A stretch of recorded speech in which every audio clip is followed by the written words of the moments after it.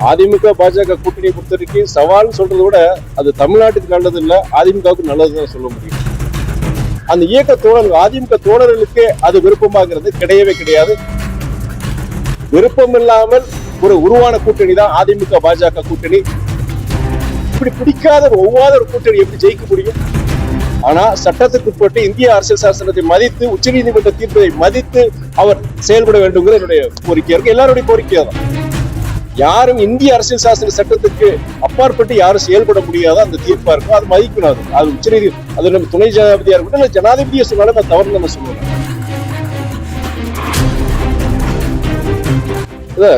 அதிமுக பாஜக கூட்டணி பொறுத்தவரைக்கும் சவால்னு சொல்றதை விட அது தமிழ்நாட்டுக்கு நல்லது இல்லை, அதிமுகவுக்கு நல்லதுதான் சொல்ல முடியும். அந்த கட்சிக்கே நல்லது இல்லை, அதிமுகவுக்கே நல்லது இல்லை. என்ன ஒரு அண்ணன் எடப்பாடி என்ன சொன்னார் இதுக்கு முன்னாடி கொஞ்சம் மாதத்துக்கு முன்னாடி 2 மாசத்துக்கு என்ன சொன்னார், இப்போ என்ன சொல்றாரு? அந்த இயக்க தோழர்கள் அதிமுக தோழர்களுக்கே அது விருப்பமாகிறது கிடையவே கிடையாது. எந்த பின்னணியில இந்த கூட்டணி அமைக்கப்பட்டதுங்கிற பத்திரிகைகள் உங்களுக்கு தெரியும். உங்களுக்கு விருப்பம் இல்லாமல் ஒரு உருவான கூட்டணி தான் அதிமுக பாஜக கூட்டணி. அது யாருமே அதிமுக பிடிக்கல, மக்களுக்கும் பிடிக்கல, சிறுபான்மையினருக்கு சுத்தமா பிடிக்கல. அது காலதான் தீர்மானம். இப்படி பிடிக்காத ஒவ்வாத ஒரு கூட்டணி எப்படி ஜெயிக்க முடியும்? நன்றி. அண்ணா அப்படி சொல்லவே இல்லை.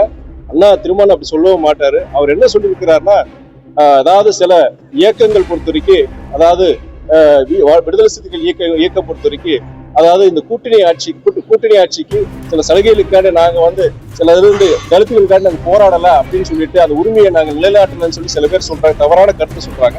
நாங்க தொடர்ந்து பட்டியலின மக்களுக்கும் அனைத்து ஒடுக்கப்பட்ட மக்களுக்கும் நானும் சரி என்னுடைய இயக்கம் விடுதலை சிறுத்தைக்கு தொடர்ந்து நாங்க போராடிட்டு தான் இருக்கோம். அப்படிலாம் நீங்க அப்படிங்களை இது பண்ண முடியும். தவறான சித்தரிப்புன்னு சொல்லியிருக்கிறத தவிர என்னைக்கும் அவர் அந்த மாதிரி கருத்தை சொல்லல.